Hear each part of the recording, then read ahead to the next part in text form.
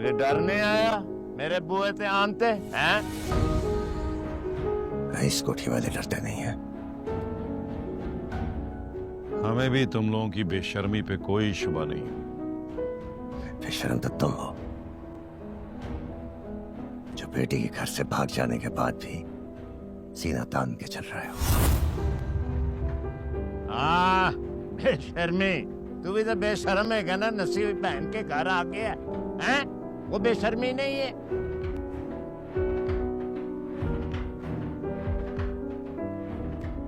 मैं अपने भतीजे को लेने आया हूं। अपने लड़के का पता रखना तुम्हारा काम है, हमारा नहीं। तुम्हारी बेटी लेके भागी ना उसे।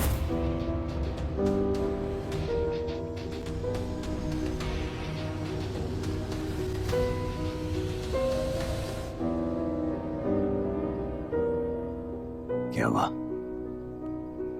लगता है बेटी के कारनामे ने गूंगा और बहरा कर दिया। ये मत भूलो कि तुम इस वक्त मेरे घर में खड़े हो। ओए जमया रहा है उत्थे ही। तुझे पता होना चाहिए मेरा निशाना तेरे प्यो से ज्यादा पक्का था। अरे काका साहब, हम यहाँ लड़ने नहीं आए। हम तो बस यहाँ से शेर को लेने आए। जैसे आपकी डॉक्टर बेटी ने डॉक्टरी के एथिक्स के खिलाफ अजाइलम से अगवा कराया। ये क्या बकवास कर रहे हो तुम? ये बकवास नहीं, बिल्कुल सही कह रहा हूं मैं। कोई सबूत है तुम्हारे पास? सबूत? बिल्कुल। आज की तारीख में उसका भेजा हुआ रेजिग्नेशन। उसने पहले शेर को अजाइलम से गायब करवाया और उसके ठीक 2 घंटे के बाद अपना रेजिग्नेशन भेज दिया। बात को लीजिए डॉक्टर, एक फुल स्टॉप के बराबर की लड़की इतना बड़ा कदम अपने खानदान की सपोर्ट के बगैर नहीं उठा सकती। कहाँ है शेर? यहीं पे है ना?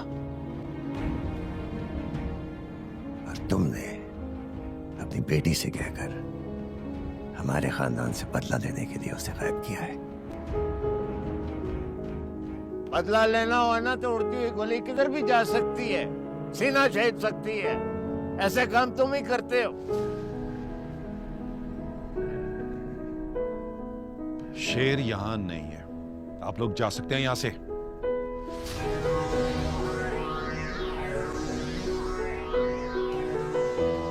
शेर यहाँ नहीं तो फिर कहाँ है वो? ये तो आपको ढूंढना चाहिए ना, वो कहाँ है। ये हमारा काम नहीं है। रंगून वाला एक ही सीधी उंगलियों से निकलने वाला नहीं है। अब तो थाने में बात होगी। जब पुलिस सर्च वारंट लेके इनके घर की तलाशी लेगी ना, बड़ी बदनामी होगी। तभी इन्हें मामले की संगीनी का एहसास होगा। जमाने भर में बात फैल जाएगी। रईसों ने मालिकों के घर छापे पड़वाए। हो सकता है कि तुसी चुके हुए हो नु, हैं? कानों की पता और दुश्मनी की आड़ में छुपा दिया हो। वो कहते हैं ना, माँ से ज्यादा चाहें तो 100 डांट खिलाएं। उसकी माँ यहाँ आ गई ना तो कयामत बचा देगी। जाहिर है तुम तो नहीं चाहते कि शेर लौट कर आए और अपनी जमीनों पर हुक्मरानी करे। बकवास बंद करो अपनी।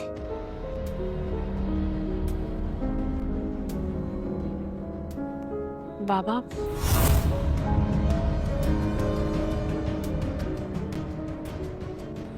कहाँ छुपाया मेरे भतीजे को? बस बस,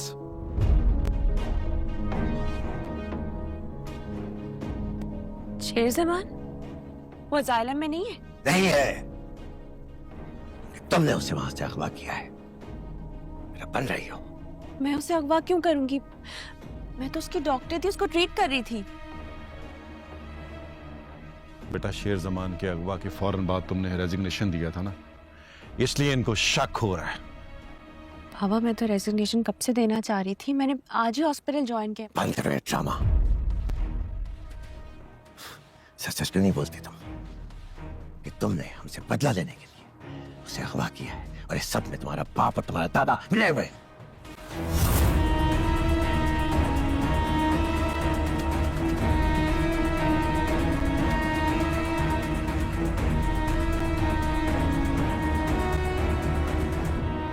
शेर को उनकी नाक के नीचे से ऐसे निकाल के छुपा दिया कि उनको कानों कान खबर नहीं हुई। मेरी बेटी ने बेटा बनके कैसे मेरे दिल का दाब धोया है। फजर तुम्हें धोखा दे रही है या अपने बाप को? कोई बहुत बड़ी साजिश। ये समझ नहीं आ रहा कि शेर को आखिर छुपा कर दिया। पापा चाहते मैं अपने हाथ खून से रोक दूं। शेर अगर मर गया ना तो सारी प्रॉपर्टी पे फातिहा पढ़ लेना। अगर मारा नहीं और ठीक करके वापस भेज दिया तो वो जख्मी शेर हमारे साथ चीर फाड़ कर देगा।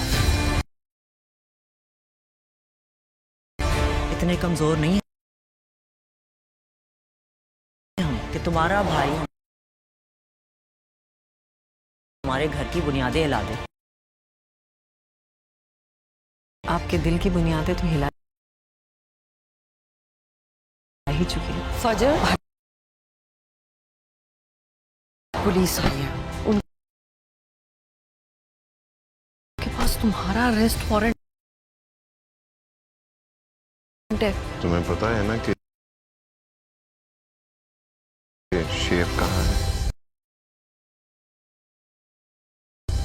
जितना अजीम रिश्ता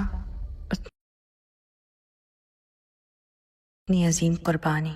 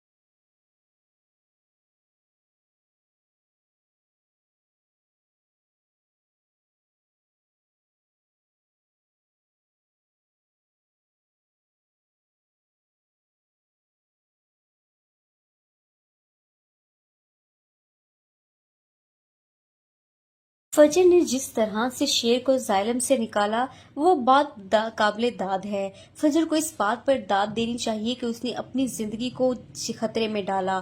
डॉक्टर रंगून वाला और बदर जमान से लड़ना कोई खतरे से खाली नहीं था, लेकिन उसके बावजूद उसने अपनी जिंदगी को खतरे में डाला और शेर की जिंदगी को बचा लिया।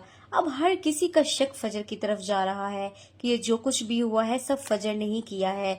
फजर अपनी सफाई में कुछ भी नहीं कह पाती। जिस तरह से तहमीना बेगम ने डॉक्टर रंगून वाला के सामने ड्रामा किया और बदर जमान के सामने चीखती चिल्लाती रही, वो काबिल सताइश है। इतना बड़ा ड्रामा करके उसने ये तो यकीन दिला दिया कि तहमीना बेगम ने कुछ नहीं किया, लेकिन अब सारा का सारा शक जो है वो डॉक्टर फजर की तरफ जा रहा है। सबको इसी बात पर शक है कि जो कुछ भी हुआ है वो सब फजर ने किया है और फजर ही शेर को यहाँ से गायब करने वाली है।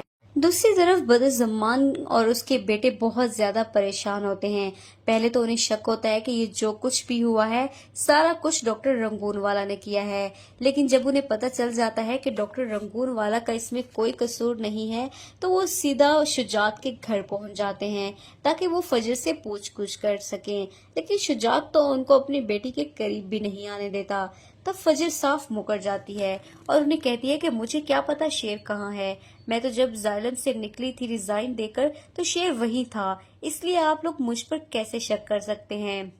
बदर जमान बहुत कोशिश करता है कि किसी भी तरह से फजर को आड़े हाथों ले और उस पर ये बात कंफर्म कर सके कि उसी ने ही शेर को गायब किया है, लेकिन एक तो शुजात उन्हें ज्यादा बात ही नहीं करने देता, दूसरा वो फजर साफ मुकर जाती है।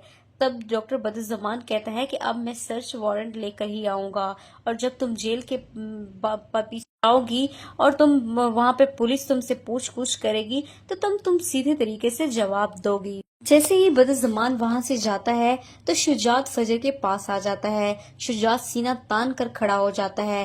ताजवर और काका साहब के सामने उसका सर फखर से बुलंद हो जाता है और वह सबके सामने कहता है कि फजर तुमने मेरा सर फखर से बुलंद कर दिया, तुमने मेरे सीने का दाग धोया है, इसलिए मैं तुम्हें माफ करता हूँ। तुम मेरी आंखों का तारा हो। तुमने जिस तरह से जो काम किया वो किसी का बेटा भी नहीं कर सकता।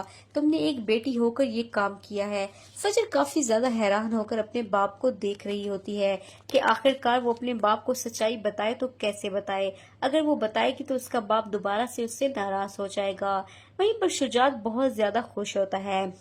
वो कहता है कि शेर के गुम होने पर जहां दुश्मन परेशान है वहीं पर मैं बहुत ज्यादा खुश हूँ क्योंकि हमारे रास्ते से कांटा निकल गया है। मैं इस बात से बहुत खुश हूँ कि ये काम मेरी बेटी ने किया है।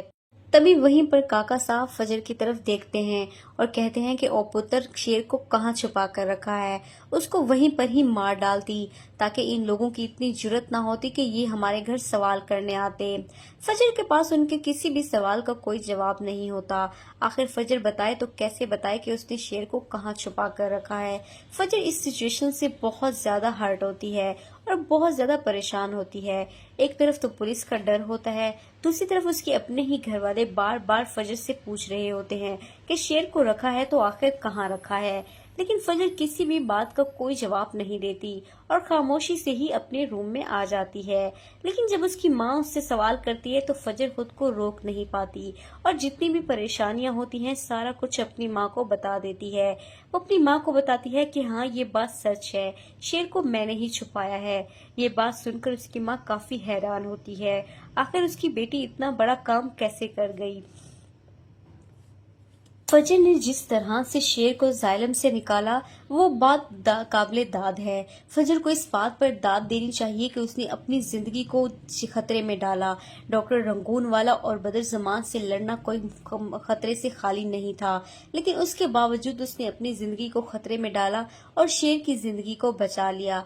अब हर किसी का शक फजर की तरफ जा रहा है कि ये जो कुछ भी हुआ है सब फजर ने ही किया है। फजर अपनी सफाई में कुछ भी नहीं कह पाती। जिस तरह से तहमीना बेगम ने डॉक्टर रंगून वाला के सामने ड्रामा किया और बदर जमान के सामने चीखती चिल्लाती रही, वो काबिल सताइश है। इतना बड़ा ड्रामा करके उसने ये तो यकीन दिला दिया कि तहमीना बेगम ने कुछ नहीं किया, लेकिन अब सारा का सारा शक जो है वो डॉक्टर फजर की तरफ जा रहा है। सबको इसी बात पर शक है कि जो कुछ भी हुआ है वो सब फजर ने किया है और फजर ही शेर को यहाँ से गायब करने वाली है। दूसरी तरफ बदज़मान और उसके बेटे बहुत ज्यादा परेशान होते हैं। पहले तो उन्हें शक होता है कि ये जो कुछ भी हुआ है सारा कुछ डॉक्टर रंगून वाला ने किया है, लेकिन जब उन्हें पता चल जाता है कि डॉक्टर रंगून वाला का इसमें कोई कसूर नहीं है तो वो सीधा शुजात के घर पहुंच जाते हैं ताकि वो फजर से पूछ-पूछ कर सकें।